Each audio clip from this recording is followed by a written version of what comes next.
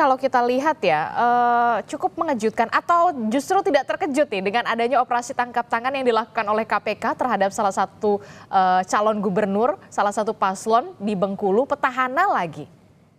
Iya, kalau kita perhatikan sejarah pilkada di Indonesia, OTT yang dilakukan oleh KPK terhadap calon kepala daerah berstatus petahana ini bukan yang pertama ya. Mhm. Pada tahun 2017 bahkan KPK pernah melakukan OTT terhadap 9 petahana. Hmm. Dan itu berlangsung pada saat proses pemilihan kepala daerah sedang berjalan. Mhm. Kita tahu beberapa kasus misalnya cukup kontroversial ya, ada di Lampung, ada di Maluku Utara, dan banyak daerah lainnya. Mhm. Tetapi pada waktu itu publik mendukung prosesnya karena kenapa?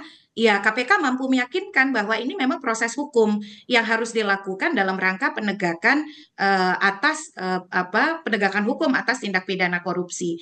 Jadi saya kira kalau ini sebuah penegakan hukum dan itu dilakukan terhadap seorang petahana, ya memang akan selalu ada dua sisi ya, kontra, pro dan kontra Mhm. begitu. Tetapi yang akan menjawab apakah ini ada aspek politik atau tidak, ya proses penegakan hukum yang terbuka, transparan dan akuntabel. Mhm. Bagaimanapun penegakan hukum yang berkeadilan itu tidak boleh terhenti hanya karena proses pilkada sedang berlangsung. Mhm. Justru kalau terhenti yang akan dirugikan adalah publik atau warga sendiri di daerah tersebut. Mhm. Dan kalau kita bicara Bengkulu, ini bisa dikatakan hat-trick ya terkait dengan OTT terhadap petahana Mhm. atau terhadap gubernur yang sedang menjabat. Mhm. Sebelumnya kita juga tahu ada kasus pidana korupsi yang melibatkan Gubernur Agus Rin, lalu yang setelahnya juga ada Ridwan Mukti begitu, dan sekarang harus terjadi lagi kepada petahana Rohidin Marsya. Mhm. Apakah ini berkaitan dengan misalnya politisasi,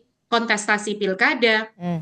Itu kan asumsi-asumsi Mhm. yang kita hanya bisa menjawab melalui proses penegakan hukum. Oleh karena itu ya yang harus dilakukan oleh semua pihak adalah mengikuti proses penegakan hukum ini, Mhm. dan KPK tentu saja perlu terbuka, transparan dan akuntabel dalam setiap prosesnya. Oke. Dan kita sudah punya instrumen untuk dari sisi hukum pilkada dan hukum pemilunya ya, apa yang harus dilakukan kalau seorang calon Mhm. berstatus sebagai tersangka.